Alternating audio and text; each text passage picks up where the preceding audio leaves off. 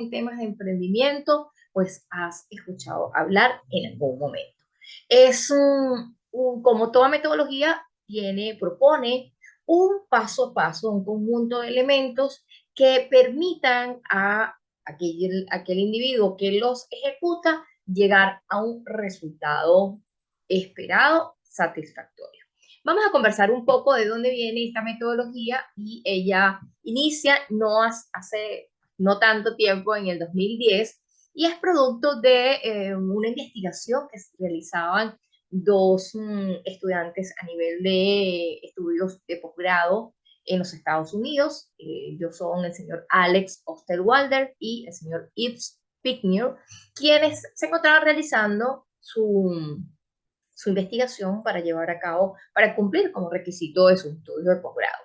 Bien, resultado de esa motivación surge lo que luego conoceremos muchísimos de nosotros como un libro que pues, prácticamente es un bestseller, Generación de Modelos de Negocio, Business Model Generation. Este es un libro que se ha convertido en una guía, en un paso a paso para los emprendedores, para aquellas personas que se encuentran ante una idea de negocio y quieren dar ese paso hacia adelante hasta desarrollarla en un modelo de negocio como tal. ¿Qué plantea esta metodología? Pues plantea, según los autores, que todo modelo de negocio a partir de una idea y que pues más adelante se convertirá en una empresa, por supuesto en marca, tiene 9 áreas clave. Tiene 9 áreas clave, las cuales tenemos acá en pantalla. Propuesta de valor es la más importante, segmento de cliente, relación con los clientes, canales de comercialización, fuentes de ingresos, estructura de costos, socios, recursos y actividades clave. ¿Qué es lo que proponen los autores? Que estas 9 áreas son fundamentales, las tenga claras y muy bien definidas un emprendedor cuando quiere transformar su idea en un modelo de negocio. ¿Qué pasa?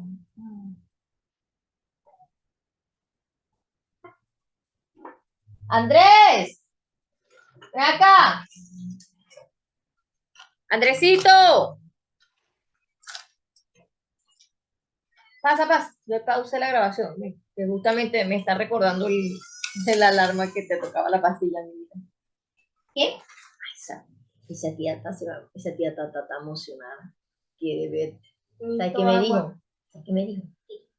Cuando venga y te vea, que te va a abrazar y te va a dar mucho amor. Ni tu broma. ¿Te sientes mal? No, ni tu broma. Allá en la cocina. Vale, díganle a Gabriela que la ayude. Ciérrame la puerta que voy a seguir grabando. Vamos que me va. Después, más tarde. No, sí, pero ya ahorita te toca el antialérgico. Tomas el antialérgico y al rato eso. La puerta. La puerta.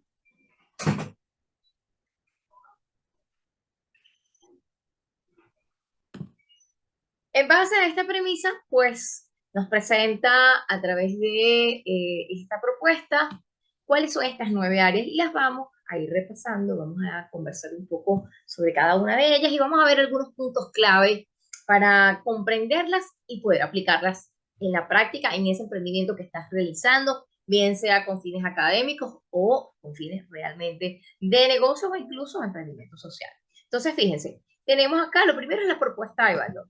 Es equiparable con el corazón en el cuerpo humano. Es como todos los elementos son importantes, pero digamos que acá en el corazón es donde se bombea la sangre, es donde se toma este componente tan importante para la vida del ser humano, se bombea para el resto del cuerpo. Entonces, la propuesta de valor debe, como indica acá, como ven ustedes, debe contemplar 3 elementos principales. Explicar exactamente qué es lo que se está ofreciendo. Por ejemplo, si es un producto o son una variedad de productos, qué les que les hace transformarse en un conjunto. Por ejemplo, si es una empresa o una marca que se dedica a la parte de ropa, de vestimenta, pues si tienen varias líneas, ¿qué es lo que los distingue exactamente? ¿Qué tipo de productos o servicios? Igualmente, en el caso de detallar exactamente cuáles son las características de ese producto o servicio que están ofreciendo. ¿Qué queda además debe estar claro en esto que llamamos la propuesta de valor? Debe estar claro exactamente qué problema está atendiendo este producto o servicio, es decir, qué necesidad o incluso qué deseo está cubriendo, se está cubriendo a través de este producto o servicio.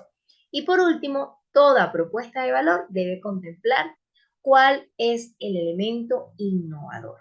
Es decir, ¿qué le hace diferente? ¿Por qué? ¿Por qué elegirían esta marca de ropa? ¿O por qué elegirían este restaurante? ¿O qué elemento distinto a las otras alternativas está ofreciendo, por ejemplo, tu empresa de telecomunicaciones? Entonces, acá en la propuesta de valor, cuando decimos que es el corazón de todo el sistema, es porque está, digamos, esos puntos de inicio que son fundamentales para definir el modelo de negocio. Si bien es cierto, es uno de los más importantes, pues viene acompañado de estos otros elementos. Seguidamente, el segmento de cliente. Esto tiene que ver con aquello que manejamos quizás en la cotidianidad, donde ese no es mi segmento, o no es que ese no es el tipo de cliente al que yo me estoy dirigiendo. Precisamente acá, por eso dicen los autores, que es una de las 9 áreas clave, porque consiste en detallar lo más específico que se pueda quiénes conforman el grupo de personas o el grupo de empresas a las cuales está dirigido el producto o servicio que estamos prestando. Si bien es cierto, pudiera ser que tu cliente objetivo está compuesto por un grupo de personas que tienen unas características en común. Quizás algunas de esas características tienen que ver con el género, si son hombre o mujer, quizás tengan que ver dónde están ubicados, si están ubicados, por ejemplo, en la zona metropolitana de Caracas, o están ubicados en un estado del interior del país, o quizás tu producto, por ejemplo, en el caso de los productos digitales, está dirigido nada más y nada menos que a por ejemplo, cualquier empresa que se encuentre en Latinoamérica o en algún lugar del mundo de habla hispana. Entonces es definir cuáles son las características comunes de ese cliente al que tú estás apuntando, el cliente al cual está dirigido este producto de servicio. Es cierto que muchas veces nuestros productos o servicios a veces suelen usarse como opción quizás en necesidades o problemáticas para las cuales nunca los pensamos, pero también es cierto que es importante para iniciar, para transformar esa idea de negocio en un modelo de negocio, que tengamos claro a quién estamos dirigidos, dónde están ubicados, quiénes son. Incluso hay un recurso muy interesante que luego tendremos también, ahí está, en video, que tiene que ver con el mapa de la empatía. Es un recurso, es una herramienta que nos permite conectar y ponernos en los zapatos del cliente. Es una excelente herramienta para definir estas características un poco cualitativas del segmento del cliente al que estoy dirigiendo mi producto. ¿Qué más tenemos por acá? Fíjense, en adelante tenemos la relación con los clientes. Muchos autores hay como una dualidad, es decir, hay dos vertientes, al menos he encontrado yo, de manejar esta área de la relación con los clientes. Una de esas tendencias dice que la relación con los clientes tiene que ver con los medios a través de los cuales te vas a comunicar. Yo no sé si ustedes recuerdan, hace algún tiempo, antes por supuesto de todo este boom de la internet, del boom de las redes sociales, de que ha aumentado un poco la cercanía con las marcas, pues antes era un poco más complejo. Y resulta que, por ejemplo, habían marcas muy bien posicionadas, marcas de empresas muy grandes y reconocidas, que requerían esa relación con el cliente. Y los mecanismos o el mecanismo por excelencia era la línea telefónica. Era la línea telefónica, luego avanzó y fue el correo electrónico, pero en un momento fue la línea telefónica y ya habían estos números 0500, no sé, no es publicidad, pero tenemos 0500 Maggie, 0500 Nord, eh, es decir, eran números gratuitos, líneas gratuitas, las cuales no iba a tener un costo como tal de comunicarse y les permitía a los usuarios comunicarse, decirle a las marcas, oye, no me gustó tu producto, realmente no cubre mis expectativas, o no, mira, me encantó, fue de verdad más de lo que esperaba. Entonces, hay esa primera tendencia en cuanto a la relación con los clientes. Otros autores nos hablan que esta área está vinculada con la fidelización del cliente. Fidelización, tal cual la fidelidad de pareja, es decir, que no te estén engañando, que no estén viendo a dos a la misma vez, que se queden contigo. De hecho, mencionamos con frecuencia que aquella primera compra que hace una persona interesada en tu producto y servicio no lo hace un cliente. Se convierte en cliente cuando regresa, cuando viene esa segunda, tercera, cuarta, bueno, se queda contigo quizás por un largo tiempo. Entonces, esta perspectiva de la fidelización en cuanto a la relación con los clientes nos dice que es importante que el emprendedor o quien está desarrollando la idea de negocio defina estrategias para lograr esa fidelización. Lograr esa fidelización de manera que se asegure en la medida de lo posible que esa persona compre nuevamente o regrese a nuestro establecimiento o se suscriba de nuevo a nuestro producto si es digital. Recuerdo con frecuencia un ejemplo que es muy bueno en esto de la fidelización, que en algún momento, sobre todo las marcas asociadas con consumo masivo, específicamente en el área de alimentos, comida, muchas han tenido, sobre todo en décadas anteriores, tenían estrategias las cuales estaban dirigidas a que las personas regresaran. Entonces, les daban una especie de cupón, una especie de cartoncito, donde cada vez que ibas a ese establecimiento a comer, pues te colocaban una marca, de manera que una vez que completaras una cantidad determinada de visitas, te hacías acreedor o acreedora de un regalo.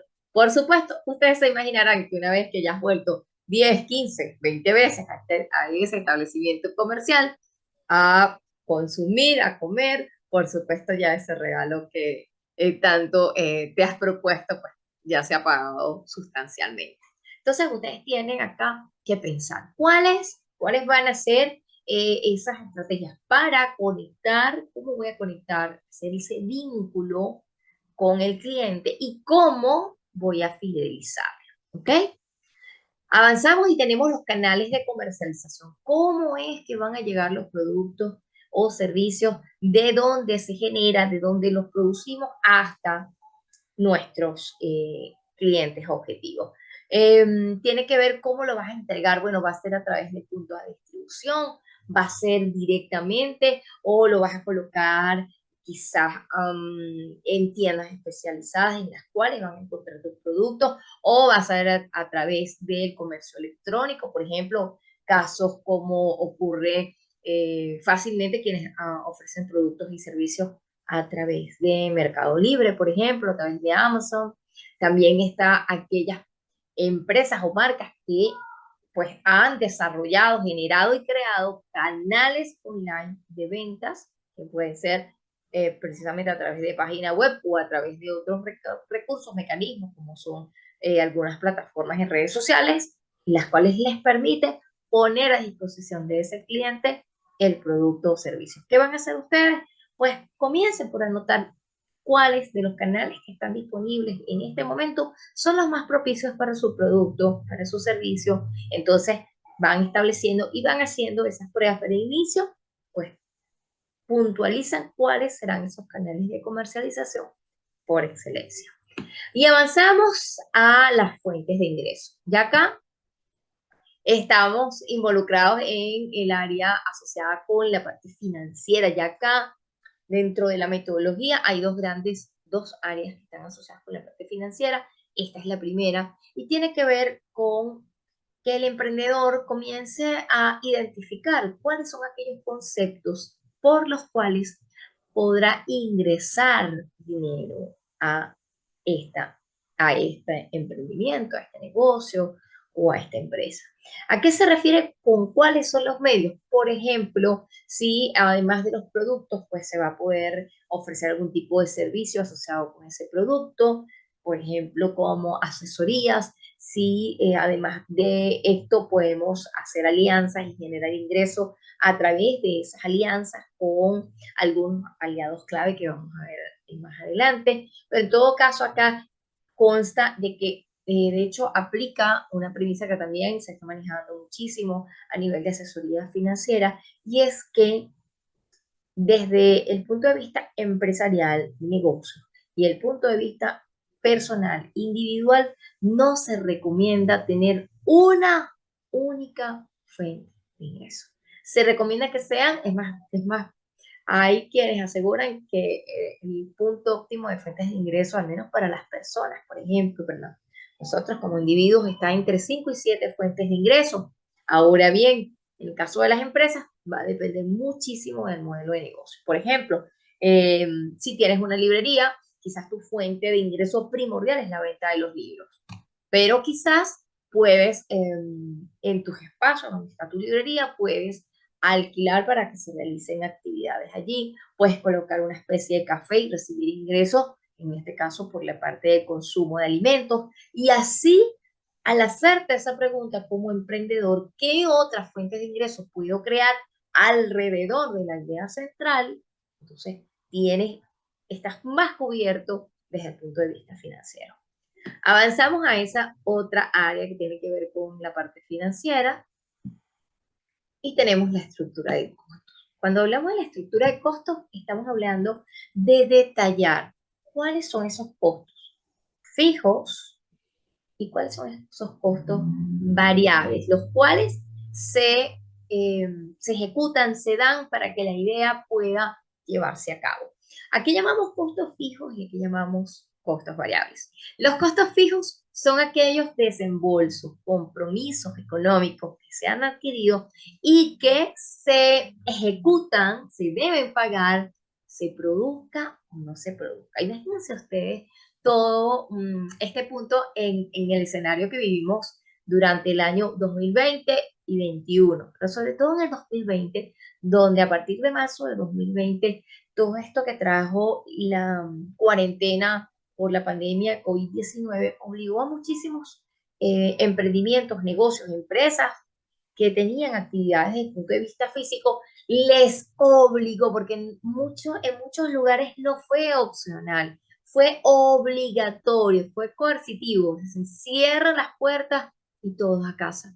Entonces, fíjense, estamos hablando de que esas ideas de negocio, esos emprendimientos, esas empresas, tenían unos costos que se seguían ejecutando, se seguían realizando, como era el arriendo, incluso los servicios públicos, porque en su mayoría se hacen o se realizan los cobros a partir de unas mediciones que hacen las compañías de los servicios como electricidad, agua, incluso telefonía. Entonces, muchos de esos gastos que son fijos siguieron ejecutándose aunque los ingresos eran nulos, estaban en cero porque estos establecimientos físicos estaban cerrados. ¿Ok? Entonces eso es lo que llamamos fijo. Todo aquel que va a ser un listado de todo lo que es el desembolso que deba realizarse para que esa idea se ejecute y que sean de naturaleza fija. También, ¿cuáles son esos costos variables? ¿Cuáles son los variables? Aquellos que dependen de cuánto se vende o se produce. Ejemplos muy simples. Si es una idea de emprendimiento que tiene que ver con fabricación, imagínense que fabricamos unas sillas hermosísimas, en tendencia, pero hay un costo de la mano de obra, de los materiales y de los otros costos indirectos que tiene fabricar cada silla. Estos son costos variables, porque si hago 10 sillas, los costos van a ser van a llegar a un cálculo determinado, pero si fabrico 100 sillas, los costos van a variar porque dependen de las unidades que se elaboren. Asimismo, hay otros costos variables como son, por ejemplo, las comisiones que se dan como tal para personal, por ejemplo, de ventas, que genera una comisión exclusivamente por las ventas que realiza, que ejecuta. Entonces, ustedes van a hacer un listado hagan un listado de los costos fijos y un listado de esos costos variables y asígnele en función a la economía en el lugar y en el momento en que usted esté, asígnele cuál va a ser el monto para que tenga una noción de cuál va a ser el requerimiento, la necesidad de dinero para cubrir esos costos o gastos. Seguimos avanzando y nos desplazamos ahora a lo que yo llamo la triada perfecta. Esto los autores de la metodología del lienzo Canvas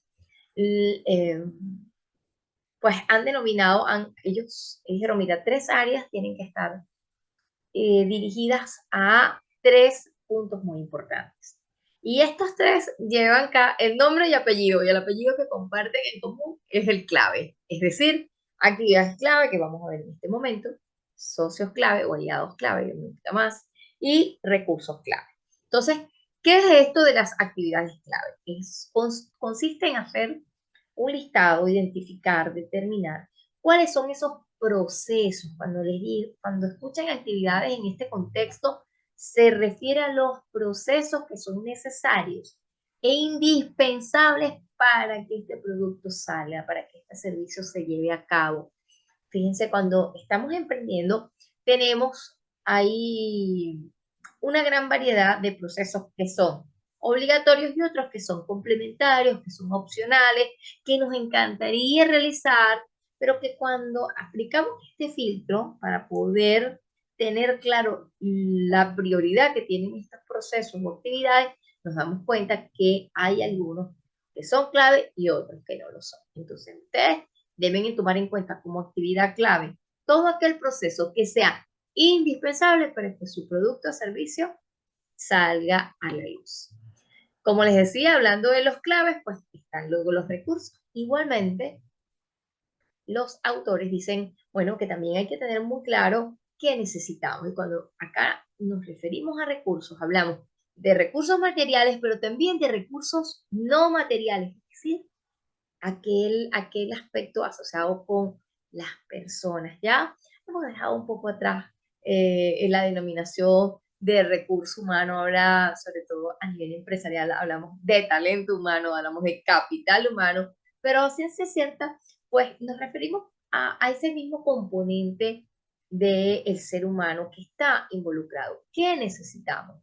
Tanto en lo material y en lo personal, o sea, qué personas necesitamos, qué talentos, cuáles son esos recursos indispensables nuevamente para poder concretar nuestra idea de negocio. Y luego cerramos lo que tiene que ver con la metodología y también con estas áreas clave. Tenemos los socios o aliados clave, que decía ya hace un rato que es digamos que es una nomenclatura que prefiero usar, porque socios a veces, al menos en Latinoamérica, lo confundimos con los socios accionistas y decimos los socios clave inmediatamente, mucha gente se va a pensar en el acta constitutiva de una empresa, que no estamos familiarizados con todo eso. Pero no, resulta que acá, en esta nomenclatura, socios tiene que ver con aliados. Y es algo muy, muy importante. Es una de yo me atrevo a decir que es una de las grandes distinciones que tiene esta metodología. Y es que abre una gran puerta o ventana a los emprendedores, donde les invita a identificar cuáles son esos aliados, esas personas o esas empresas o esas comunidades o aquel conjunto de individuos que pueden transformarse en un aliado especial, muy importante para este producto o servicio. Entonces, la idea es que usted identifique ese aliado estratégico o aliado clave, que pueden ser clientes, unos clientes pueden ser distribuidores, pueden ser inversionistas, pueden ser como les decía, por ejemplo, aliado clave puede llegar a ser una comunidad la cual les permita abrir nuevas oportunidades y crear relaciones en función a su idea de negocio. Con esto hemos recorrido muy brevemente lo que corresponde a las 9 áreas del modelo de negocio a través de esta metodología. Los espero en el próximo episodio.